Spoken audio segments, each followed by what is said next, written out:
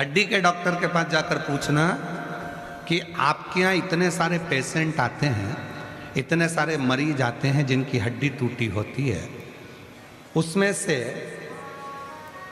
अंधे कितने आते हैं?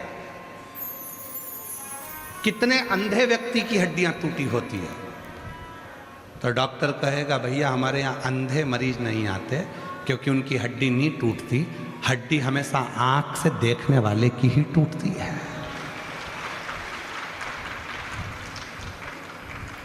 हड्डी अंधे की नहीं टूटती क्योंकि उसने एक छड़ी अपने साथ में रखी है, डंडा अपने साथ में रखा है, वो छड़ी को पकड़ कर चलता है तो ठोकर खाकर गिरता नहीं है। भगवान ने जिनको आंख दी है ठोकर खाकर वही जान कर कर गिरता है, हड्डी उसी की टूटती है। बाथरूम में गए थे, सब दिख रहा था, अच्छा है, बाथरूम है, चिकना फर्श है, सब समझ में आ रहा है, बहू नहाकर गई होगी, शैम्पू पड़ा है ये भी समझ में आ रहा है, साबुन का घोल पड़ा है ये भी समझ में आ रहा है, तो फिर चप्पल पहन के जाने की जरूरत क्या थी? फिसल गई, टूट गई हड्डी। गई हॉस्पिटल, डॉक्टर साहब ने कहा आंखें नहीं थी, दिखता था ना, हाँ साहब आंखें तो थी पर समझ नहीं पाई, रास्ते से चल रही थी, सामने नाली थी, दिख रहा है, स्पीड ब्रेकर दिख रहा है, गाड़ी चला रहे हो दिख रहा है कि स्पीड ब्रेकर है, दिख रहा है सिग्नल बना है, दिख रहा है पुलिस वाले कह रहे हैं हेलमेट लगाओ, पुलिस वाले कह रहे हैं सीट बेल्ट बांटो, उसके बाद भी गाड़ी का एक्सीडेंट हो जाए तो लोग कहेंगे क्यों रे तुझे दिखा नहीं था? नहीं दिखा तो था, क्यों तुझे ये नहीं दिखा? स्पीड ब्रेकर दिखा था, फिर गाड़ी उचकी कैसे? तो क्या बस गलती हो गई। और वो अंधा व्यक्ति जो आंखों से अंधा है वो लाठी टेक टेक कर छड़ी से धीरे धीरे चल रहा है और उसका एक्सीडेंट नहीं होता, वो कहीं हड्डी नहीं तोड़वाता, हड्डी आंख वाले की टूटती है। उसी तरह हमेशा अपने सनातन धर्म पर उंगली अपना ही व्यक्ति उठाता है जो पूर्ण भरोसा करता है, जिसके पास शिव रूपी छड़ी होती है, जिसके पास भरोसे की छड़ी होती है, जिसके पास शंकर के विश्वास की छड़ी होती है, वो कभी खड्डे में नहीं गिरता।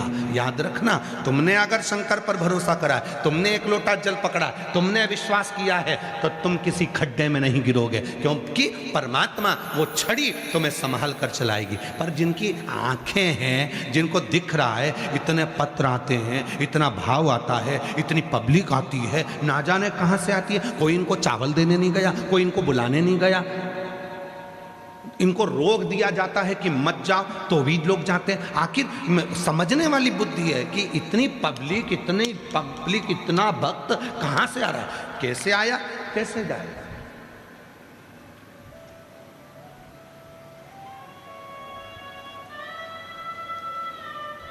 विचार करने वाली बात है कि शिव जी कितनी कृपा करते होंगे, कितनी करुणा करते होंगे। हम छड़ी को छोड़ दिए, हम शिव को छोड़ दिए।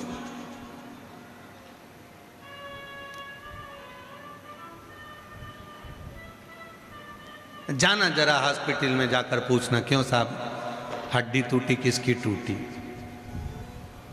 अंधा था कोई जिसकी हड्डी टूटी? नहीं साहब, आंख वाला था।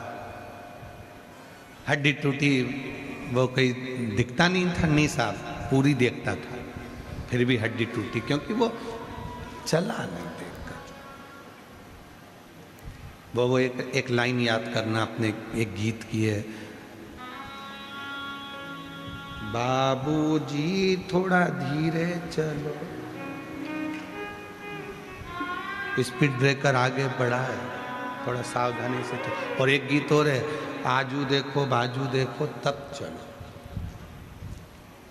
हम क्यों भटक रहे हैं? हम किस लिए भटक रहे हैं? हम क्यों भटकन में जा रहे हैं?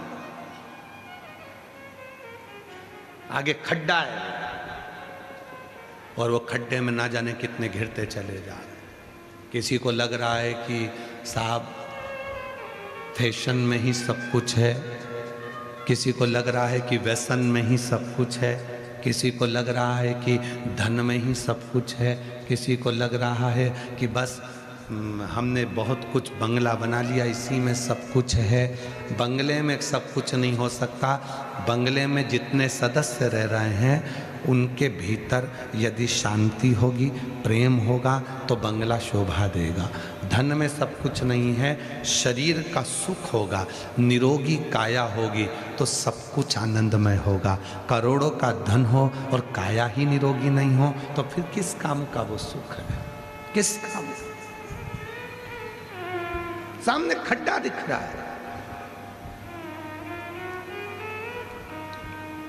बुद्धि भगवान ने तुमको दी है। बड़ी बड़ी होटल ढाबे लिखे रहते हैं, और जाओ जरा गाड़ी लेके ढाबे पे जाओ तो सही, जरा रोड के किनारे किनारे देखो ढाबे लिखे हैं। ढाबे पर लिखा है, एक तरफ लिखा है वेज, एक तरफ लिखा है नॉन वेज। कितना समझदार ढाबे वाला होगा, उसने दोनों चीज लिखी, वेज नॉन वेज, शाकाहारी मांसाहारी, दोनों चीज लिखी उसने ढाबे पर। और वो इंतजार कर रहा है तुम जैसे मूर्ख का। क्यों? अब देखना यह है कि ये आके नॉन वेज खाता है कि वेज खाता है। अब इंतजार कर रहा है कि भगवान ने बुद्धि दी है तेरे को, और तू ढाबे पे जाकर पूछ रहा है कि नॉन वेज दे दो। भगवान ने बुद्धि दी है। कितने पकवान, राजस्थान जैसी मिठाइयाँ पूरी दुनिया में कहीं नहीं बन सकती जो राजस्थान में बनती है। राजस्थान का भोजन जैसा भोजन पूरे कहीं नहीं बन सकता भारत में जो राजस्थान में बनता है। राजस्थान जैसा पहनावा पूरे भारत में नहीं बन सकता जो राजस्थान में बनता है। राजस्थान के तीर्थ जैसे तीर्थ पूरे भारत में नहीं हो सकते जो राजस्थान में है। राजस्थान जैसी मर्यादा, राजस्थान जैसा खम्मा घनी, राजस्थान जैसा दूल्हे को भी बना और दुल्हन को बनी। यहाँ राजस्थान की जो भाषा है, बोली है, मनवार है, आदर है, सत्कार है, वो पूरे भारत में नहीं हो सकता जो राजस्थान में है। आओ पधारो सा हमारा देश कहने वाला भी केवल एक राजस्थान है, केवल एक राजस्थान। और उस राजस्थान के लोग जो अपने घर से बाजरे की रोटी लेकर चलते थे, चटनी लेकर चलते थे, कड़ी लेकर चलते थे, भोजन करते थे और अपनी बुलंदता से आगे बढ़ते थे, आज उस राजस्थान के तीर्थों में भी दर्शन करने जाओ तो ढाबे के बाहर लिखा है कि वेज और नॉन वेज। तो सोचने वाला प्रसंग हो जाता है कि हमारी बुद्धि क्या मारी गई है।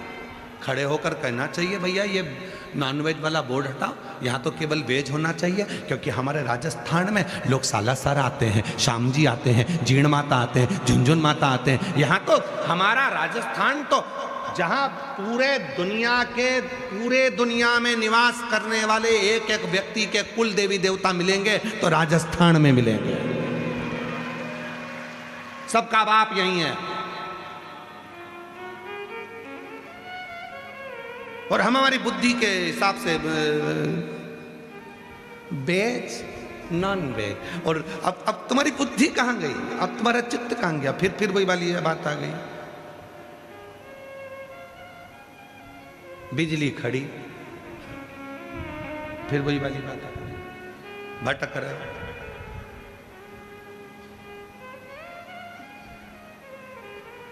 कहा हम भगवान को मानते नहीं हैं। मत मानो,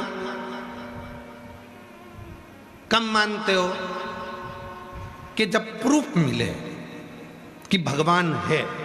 बाबा जी लोग कहते हैं प्रूफ मिले कि भगवान है तब हम मानेंगे। एक व्यक्ति ने हमसे भी यही कहा कि प्रूफ दिखाओ भगवान है तब हम मानेंगे। मतलब तुम्हें प्रूफ मिलना चाहिए तब तुम मानोगे? हाँ ठीक है। तो हमने कहा चलो हमारे साथ। हम उसको ले गए, एक बिजली का तार, उस पर कवर नहीं था। हमने कहा इसको छू ले, अरे करंट होगा। तो आप वो कहने लगा करंट होगा। हमने कहा हम कैसे मान ले? छू के बता, पकड़ेगा तो मालूम पड़ेगा कि करंट होगा। छू, हम कैसे मान सकते कि हम नहीं मानेंगे? जब तू नहीं मान सकता तो हम भी नहीं मान सकते। तू करंट को छू, लग जाए तो माने, नहीं लगे तो फिर उसने कहा लगेगा मेरे को, मरूंगा मैं, बताएगा कौन? तो हमने कहा हम बताएंगे कि ये कह रहा था कि हम नहीं मानते। तो हमने इसको कहा हम भी नहीं मानते, बता, पकड़ के। और ये नहीं कर सकता तो हमने कहा चल दुकान चलते हैं मेडिकल, वहाँ से जहर लेते हैं। मेडिकल पे हमने कहा दे इसको जहर की पुड़िया दे। तो कहा, हमने पूछा ये क्या है? तो के विष। हमने पूछा क्या होता है इससे? क्या आदमी मर जाता है। हम तो मान ही नहीं, हम काय को माने कि मर जाता है। तो किस, हमने साइंस पढ़ी है, हमने पुराण पढ़ी है, हमने किताब पढ़ी है, उसमें हमें मालूम है कि विष हमेशा लोगों को मार देता है। तो हमने कहा हमने भी शिव पुराण पढ़ी है, हमें भी मालूम है कि शंकर दुनिया को तार देता है। तू मान रहा है कि विष पीने से आदमी मर जाएगा, तूने किताब में पढ़ा, हमने भी किताब में पढ़ा कि शिव विष अगर मारता है तो शिव तारता है। ये हमने हमारी पुराण में पढ़ा है, हम भी विश्वास करते हैं। तू विश्वास करता है उस पर, हम विश्वास करते हैं इस पर। तो उसने कहा तुम साइंस को नहीं मानोगे, हमने कब मानेंगे, हम भी मानते और मानेंगे। तो कहा कैसे मानोगे, हमने कहा साइंस को हम उस दिन मानेंगे जब पृथ्वी पे से एक भी व्यक्ति नहीं मरेगा। जब तक लोग मरेंगे तब तक हम यही समझेंगे कि जन्म देने वाला भी वो परमात्मा है और मारने वाला भी परमात्मा है। मरना नहीं चाहिए। तुम्हारे साइंस ने सब कुछ करा तो अब इनको अमर कर दो बस, अब कोई मरे नहीं संसार में, सर्वे भवन्तु सुखिना, हम वो कामना करते एक नहीं मरे। सबके पास करोड़ों की दौलत, यमराज आए और ये 2-4 खोखा खसका दे, ले साहब ये 5 पेटी माल ले जाओ, पड़ोसन को उठा के ले जाओ, हम नहीं जाएंगे।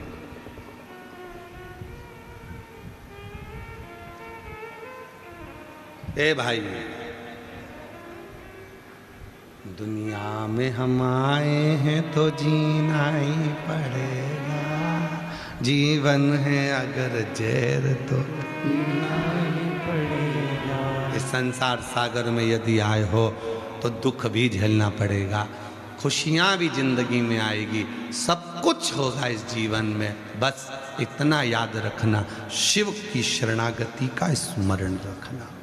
हम शंकर को भजते हैं, हमारे पास प्रमाण है कि शिव हमारा है, हमारे जीवन का दुख वो काटेगा। मिलेंगे तर्क करने वाले, हम भगवान को नहीं मानते, हम भगवान को नहीं मानते, मत मानो, तुम्हारे मानने से क्या होता है। तो हम भी तुम्हारे लिए इसको नहीं मानते कि ये चीज हो सकती है। हम काय को माने, पी के बताओ विष कि इससे लोग मरे, पी पी तब हम माने, लगा करंट को हाथ तब हम माने, हम भी नहीं मानते। मानेंगे हम जानते हैं कि विष मार देता है, पर इतना भी जानते हैं कि मेरा शिव तार देता है, शंकर तार।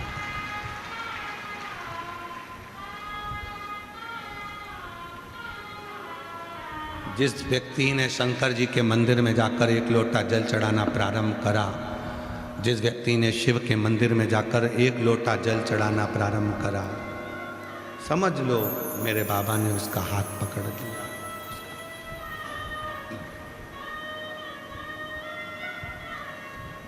फूलों की कलियों में, काशी की गलियों में, फूलों की कलियों में, काशी की गलियों में, तेरे बिना कुछ कहीं ना, तेरे बिना भी क्या जीना, ओ शंभू रे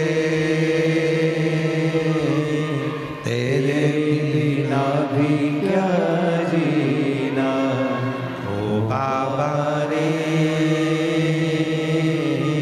तेरे बिना भी क्या जीना। फूलों की कलियों में, काशी की गलियों में, फूलों की गलियों में, काशी की गलियों में, तेरे बिना कुछ कहीं ना,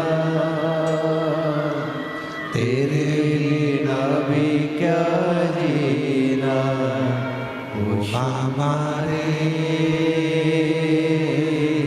तेरे बिना भी क्या जीना, ओ शंभू रे तेरे बिना भी क्या जीना। हम कैसे जिए उसके बिना, कैसे? एक क्षण उसके बिना ठीक नहीं लगता।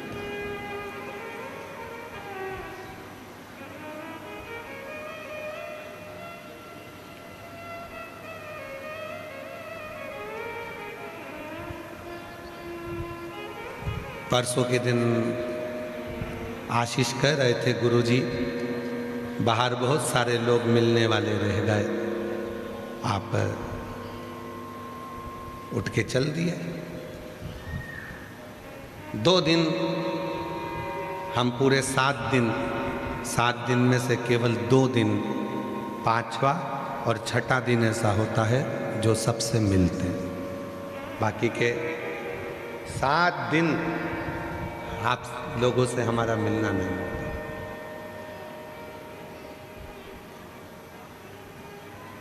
उसका कारण है हम नहीं मिलते। उसका एक कारण है कि आप लोग हमारे पास में आए और हमको प्रणाम करें, नमन करें, हमारा यश गुण गाएं, ये हमको पसंद नहीं है। हम चाहते हैं कि जिस शंकर ने हमको दिया है उस शंकर का गुणगान तुम भी गाओ, बस उससे हमसे नहीं।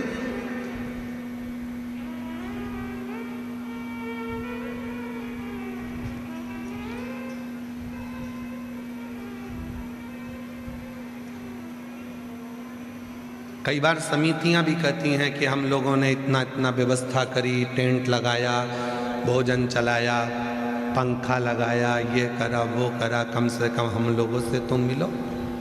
तो हम उनसे भी कह देते हैं, तुमने कथा सुनने के लिए कथा करवाई है, हमसे मिलने के लिए नहीं। हमसे मिलना है तो सीहोर आओ। जब हम कथा ना करें तो शाम को प्रदोष काल में, हम सीहोर भी नहीं मिलते, प्रदोष काल में जब हम आरती करने के लिए बाहर आए तब आपका और हमारा निगाह मिलेगी, बस उतना बहुत है, बहुत। और पहले के रिश्ते और आज के रिश्ते में अंतर यही तो है। पहले के रिश्ते और आज के रिश्ते में अंतर यही है। बाबा जी, पहले शादी होती थी तो ना लड़के के पास मोबाइल था ना लड़की के पास मोबाइल था, ना दोनों होटल में मिलते थे। केवल लड़की चाय की ट्रे लेकर आती थी, नीचे रखती थी, लड़का और लड़की की निगाह मिलती थी और संबंध पक्का हो जाता था, और वो संबंध 7 जन्म तक निपटा था। और एक आज का समय, मिल लो, जुल लो, होटल में 4 घंटा बात कर लो, रात को 3-3 बजे तक मोबाइल पे लगे हो, उसके बाद दोनों वो कौन सी फोटोग्राफी होती है जिसमें घूमने भी चले गए, फोटो भी खिंचवा लिए, सारी दुनिया का प्रपंचा कर लिया, और उसके बाद फिर शादी हुई। जब इतने मिल लिए थे, जुल लिए थे, फिर तलाक काय को कर रहे हो? फिर तलाक क्यों? तो इससे तो ये बुजुर्ग मेरी माताएं बैठी हैं, जो बुजुर्ग मेरी माताएं बैठी हैं, जो बुजुर्ग मेरे पिता बैठे हैं, जो बूढ़े बूढ़े मेरे माँ बाप बैठे हैं, इनसे पूछो कि इनने इस लड़की को देखा था क्या जिससे उसकी शादी हुई, और उसने उसको देखा था? बस चाय रखी थी, उतनी देर में निगाह मिल गई और वो संबंध 7 जन्म का हो गया। लोग कहते हैं आप मिलते क्यों नहीं? हमने कहा मिलने में तलाक हो जाता है, ना मिले तो प्रेम बढ़ता चले जाता है, बस बहुत।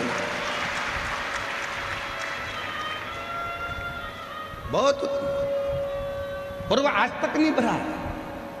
अभी हम कल की बात बता रहे तुमको, श्री सत्यनारायण बेरीवाल जी और उनकी धर्म पत्नी, उनके बच्चे यहाँ हाथ पकड़ कर लेकर आए, तो पति उधर खड़े थे, पत्नी थोड़ी आगे आ गई थी, उनको मालूम है कि थोड़ा इनको चलने में तकलीफ हो रही है, तो पत्नी ने तुरंत कहा, गुरुजी 1 बेलपत्र और दो।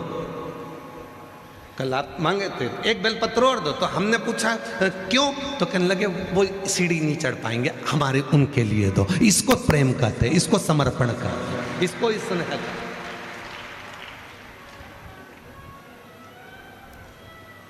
प्रेम की परिभाषा किसको कहते हैं वो समझे।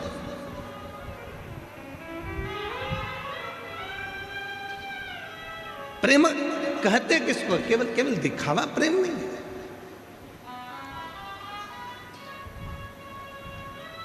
शिव के पास जाओ, मेरी माँ जगत जननी जगदम्बा अम्बा पार्वती जी जब हलाहल विष मंथन में निकला, और उस मंथन में निकले हुए विष को जब भगवान शंकर के पास लाया,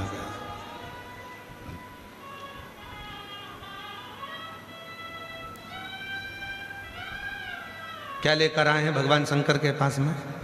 जम के बोलो, विष, अमृत नहीं। शिव जी के पास विष आया।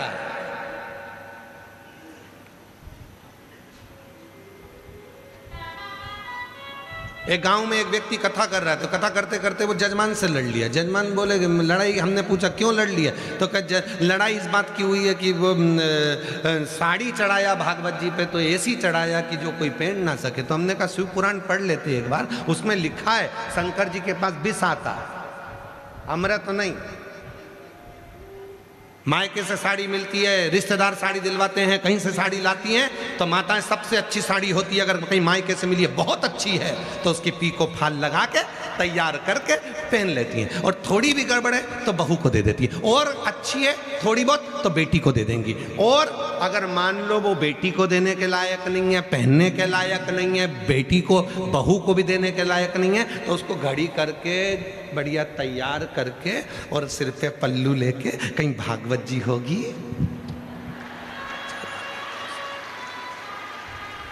उस पे चढ़ा देंगे। अब ये सोचेंगे कि पंडित जी की लुगाई पहन लेगी, पंडित जी की लुगाई और ऐसी पहने दे देता वो साड़ी, फिर वो भी संभाल के रख लेती है। फिर किसी के यहाँ कोई फंक्शन होता है वहाँ दे देती है, वहाँ से फिर दूसरी जगह जाते जाते फिर जिसने साड़ी दी थी एक दिन उसके घर में ही कार्यक्रम था और वो साड़ी जैसे गिफ्ट खोला तो मालूम पड़ा अपनी है। इतने में बहू बोली मम्मी तुमने तो ये कथा में चढ़ाई थी, बताओ महाराज की लुगाई ना जाने किसको दिया, बताओ।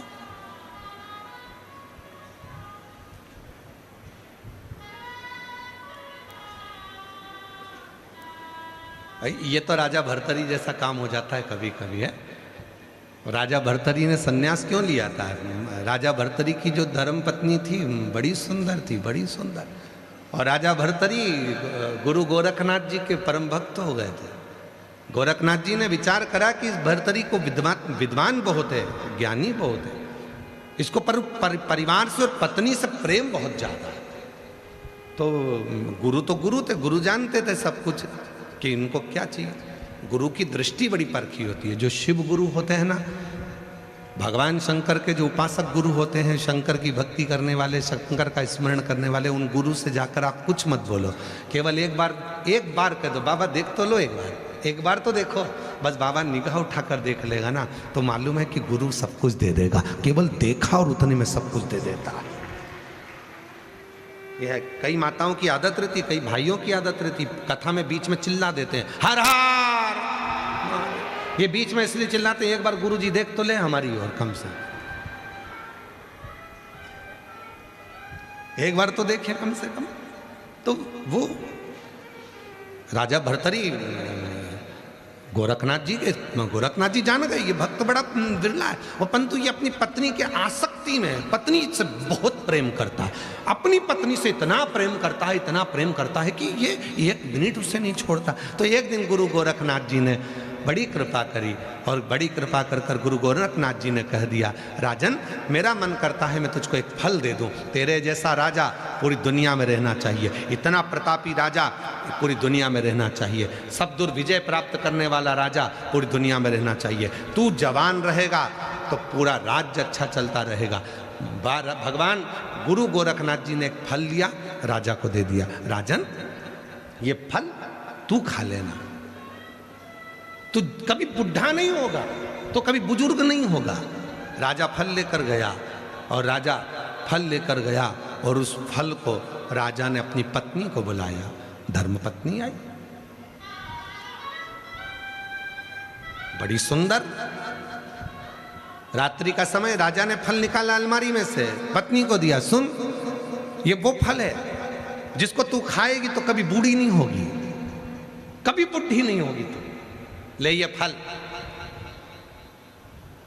रानी ने फल लिया। राजा बोला कि मैं तुझे इतना प्रेम करता हूं, अगर मैं फल खाऊंगा, मैं जवान हो गया, तू बूढ़ी हो गई तो मुझे अच्छा नहीं लगेगा, इसलिए तू जवान रहे, मैं बूढ़ा होऊंगा, चल जाए। राजा ने फल रानी को दे दिया, रानी ने फल अलमारी में रख दिया, नहीं खाए। रानी दूसरे दिन रात्रि को रानी दरवाजे पर एक द्वारपाल था, राजा के दरवाजे का चौकीदार, उससे बहुत प्रेम करती थी। रानी उसे चाहती थी। रानी वो फल लेकर द्वारपाल के पास पहुंच गई। द्वारपाल के पास जाकर गले लगकर फल देकर कहा कि ये फल मैं तुम्हारे लिए लाई हूं। इस फल में क्या है? मैं चाहती हूं ये फल गुरु गोरखनाथ ने दिया है। इस फल को जो खाएगा वो जवान रहेगा, कभी बुढ़ा नहीं होगा। रानी ने कहा मैं तुम्हें बहुत प्यार करती हूं, मैं चाहती हूं कि मैं बूढ़ी हो जाऊं पर तुम कभी बूढ़े ना हो, इसलिए ये फल तुम खा लो। चौकीदार ने वो फल ले लिया, अलमारी में रख दिया। चौकीदार राजा के महल में एक नृत्यांगना नाचती थी, नाचने का काम करती थी। राजा उस नृत्यांगना को प्रेम करता था, वो चौकीदार उस नृत्यांगना को प्रेम करता था। रानी चौकीदार को प्रेम करती थी, चौकीदार को फल दे दिया। पहले समझ लें, भर्तरी प्रेम करते थे, पत्नी को दिया। पत्नी प्रेम करती थी चौकीदार को तो चौकीदार को दिया। चौकीदार प्रेम करता था एक नृत्यांगना को, एक वैश्या को जो नाचती थी। चौकीदार उस वैश्या के पास पहुंच गया। मैं तुम्हें बहुत प्रेम करता हूं, मैं तुम्हें बूढ़ा होते हुए नहीं देख सकता, इसलिए ये फल तुम खा लो, गुरु गोरखनाथ ने दिया था। अच्छा, तुम खाओगी ना, कभी बूढ़ी नहीं होगी। मैं तुम्हें बूढ़ा होते हुए नहीं देख सकता, मैं बूढ़ा हो जाऊंगा, चल जाएगा, पर तुम बूढ़ी होकर मैं तुम्हें नहीं देख सकता। और वो फल उसने उस वैश्या को दे दिया। वैश्या राजा से स्नेह करती थी। साड़ी घूम के पहुंच गई वापस तुम्हारे पास। वैश्या राजा भर्तरी से प्रेम करती थी और वैश्या राजा भर्तरी के पास जाकर कहती है, दुनिया में ऐसा राजा दूसरा नहीं हो सकता। महाराज, मेरी इच्छा है ऐसा अटल राज्य आपका चले, इस फल को आप खा लो। राजा ने पूछा, ये कौन फल है? ये वो फल है जिसको आप खाओगे तो जवान रहोगे, कभी बूढ़े नहीं होगे। राजा ने उस वैश्या से पूछा, सत्य बताना, तुझे ये फल किसने दिया? चौकीदार ने। चौकीदार को बुलाया, तुझे फल किसने दिया? रानी ने। रानी को बुलाया कि फल तो मैंने तुझे दिया था, तूने इसको क्यों दिया? क्योंकि मैं इसको प्रेम करती थी। बस राजा ने अपना राज्य त्याग दिया और हरिद्वार में जाकर तप किया। हरिद्वार में तप क्या?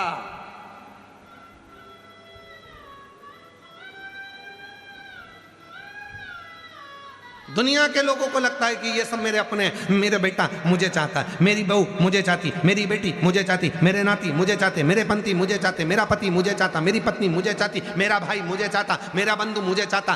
फालतू का दिखा, कोई किसी को नहीं चाहता।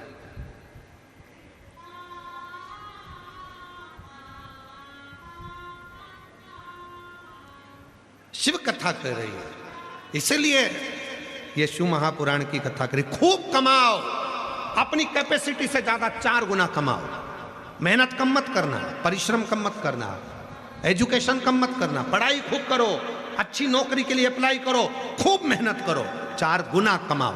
और अगर व्यापार कर रहे हो तो अपनी मेहनत से ज्यादा कमाओ, 4 गुना ज्यादा कमाओ। अच्छी मेहनत कर कर जितना कमा सकते उतना कमाओ। अभी तुम्हारा शरीर चल रहा है, पर याद रखना, कमाना, पर उस कमाई का एक अंश, हम तो यहां तक कहेंगे, किसी को मत दो, अपने ऊपर खर्च करो, स्वयं के ऊपर फुल एंजॉय करो, अपनी जिंदगी मस्त जियो। अपनी जिंदगी मत दो किसी को। तुम अठन्नी किसी को नहीं दे सकते, मत दो। तुम 1 रुपया किसी को नहीं दे सकते, मत दो। कौन कहता है कि तुम दो? अपने ऊपर खर्च तो करो।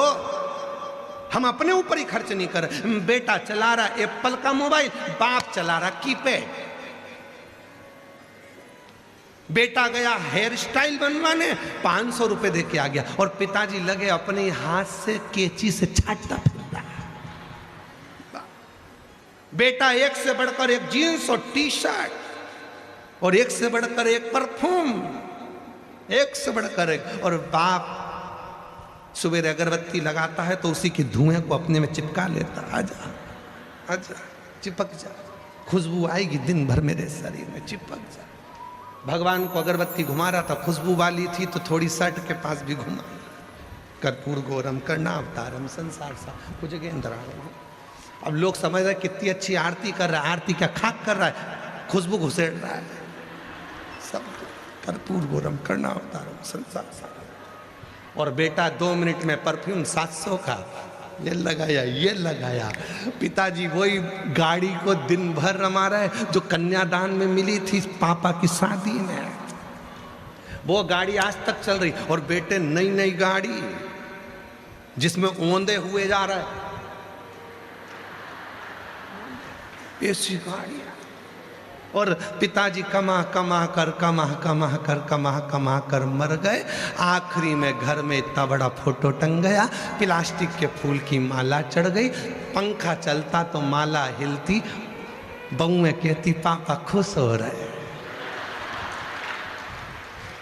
अरे पापा खुश नहीं हो रहे, पापा कह रहे बेटा हम भी कमा कमा के मर गए, फोटो में टंग गए, एक दिन तुम भी टंग जाओगे, इसलिए शिव पुराण में चले जाओ।